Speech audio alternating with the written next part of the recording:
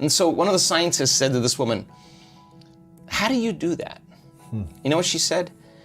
I have difficulty not doing it. I can't not do it when I'm in a relationship. It's too, when I'm doing this, it's too good. So now, that could be a constant feeling in your life.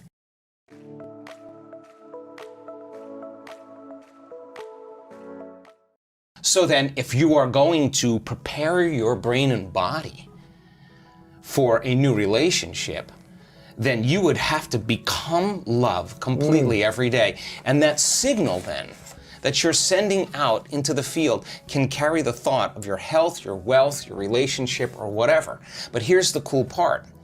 When the heart is activated like that, and you feel so whole, so in love with life, so satisfied in the moment, so exuberant, that it's impossible to want. Now you're no longer in lack. Now you're so whole that you will magnetize wholeness in your life. The person who's the person that fits the mold energetically, that would be the same as you and yet complement you, so that the two can become one, right? And then, instead of in contrast, in union, you exchange information equal to that emotional state. In other words, people use each other to reaffirm their dependence on certain emotions. You have certain people you complain with about politics or whatever, they complain back about their lives, and you use each other to reaffirm, you know, some type of belief or something. Belief about life. Emotionally, you have emotional agreements on things. Well, that emotion is energy, and energy is frequency, and frequency carries information. So you share the same energy, you share the same information, but that's what people do in their lives. But now, in a true loving relationship, when you're truly in your heart, then the question is, what would love do in the relationship? And when your heart is open, it's no longer about you. It's about how I feel so amazing with you. I feel even more amazing, but without you, I'm still whole. And so now I'm no longer in need or lack. And so now, when we get together and our fields interfere, when they start interfering, now the amplitude gets way higher and there's way more energy. And now, I mean, I'm all about all 7 centers of the body lining up, all of them. And we're here in a body, let's enjoy it all, but come from love.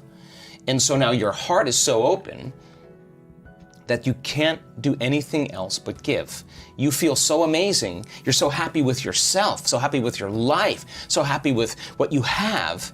You want other people to feel the same way. And you say, here, take that. And when you give now, guess what happens?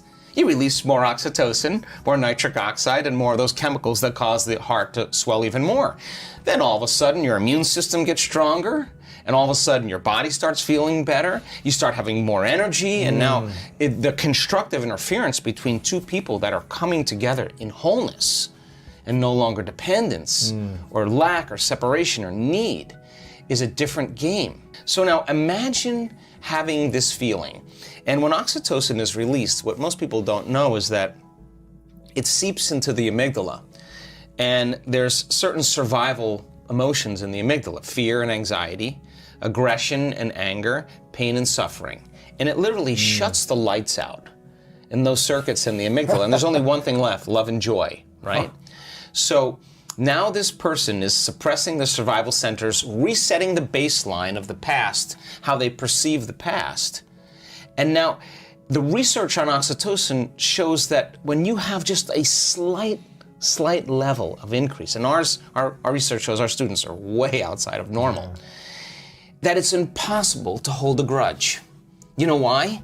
Because the feeling feels so good. Why would you judge another person, or why would you react to some condition and lose that feeling? You figure it out really fast.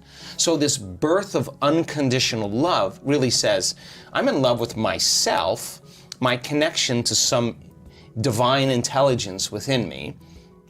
And because I'm so in love with life and with myself, I'm looking at life through the lens of love, which means I'm going to allow you to be whoever you want around me.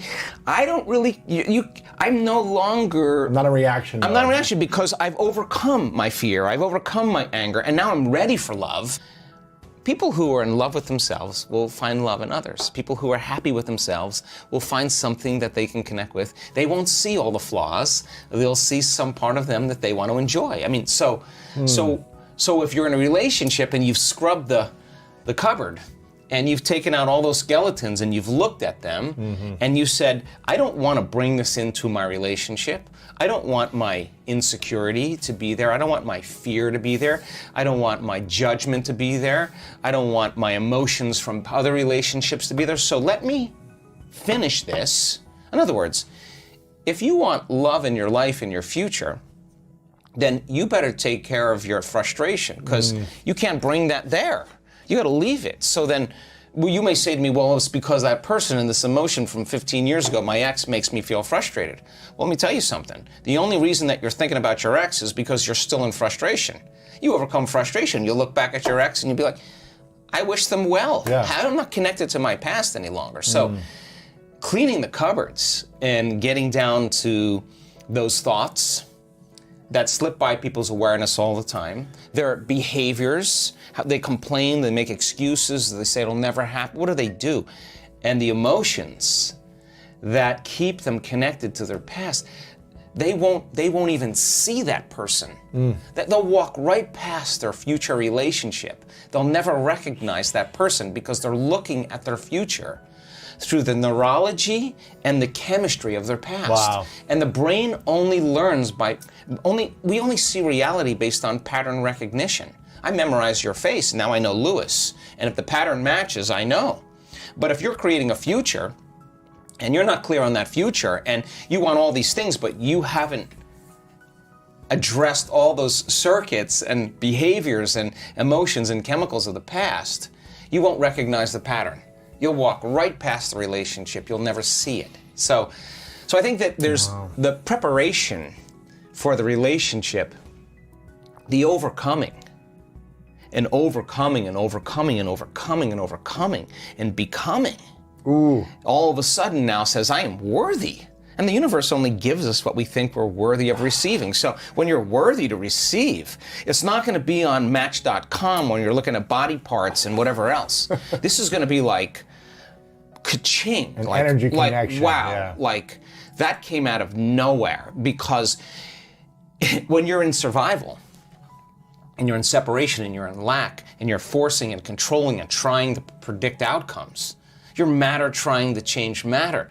And of course, it's going to take time for this to happen because you're creating a three-dimensional reality, and everything in three-dimensional reality takes time. But when you're creating from the heart, with a coherent brain and a coherent heart, and you got that 5G Wi-Fi signal, it's not like you go anywhere now. The experiences are coming to, you're drawing the event to you. So we spend a lot of time bonding with our future emotionally. I have colleagues of mine who look at our data on oxytocin, and they're like, listen, oxytocin levels go up during, when in a relationship, the honeymoon stage of a relationship, and monogamy is created because of those chemicals, or a female mammal is bonding with her offspring. That's exactly right. I want our people, our students, to bond and fall in love with their future just like they do with somebody else. And when you're bonded to your future, no person, no circumstance, no thing is going to remove you from it. So then, if you fall from grace during the day, then the next question is, what person, what circumstance caused me to disconnect from my love in the future? And let me rehearse in my mind, if I have that same circumstance, how I'm going to overcome it. And now you're worthy of love. It's no longer the person or the event. It's just you're doing what it takes to stay in the emotion of your future. Your body is aligned emotionally to that future. So great doing it with a meditation. That's easy. But now the real game is open your eyes. Open your eyes. It's happening. Open your eyes and be in the initiation of life and stay in that place and just know that your future is going to happen. So being able to activate the heart and breathe in there and get the body out of survival and start working with it like it feels safe enough to create. Once energy makes it here, you're going to get some really good ideas. Yeah. You're going to see things you never thought of seeing. You're going to feel things you never thought you'd feel. And the images that you're creating, what are they doing? The thoughts that you're creating, they're making more of those chemicals. And now you're feeling more of the feeling of your future before it happens. You're giving your body a sampling, a taste of the future before it's happened.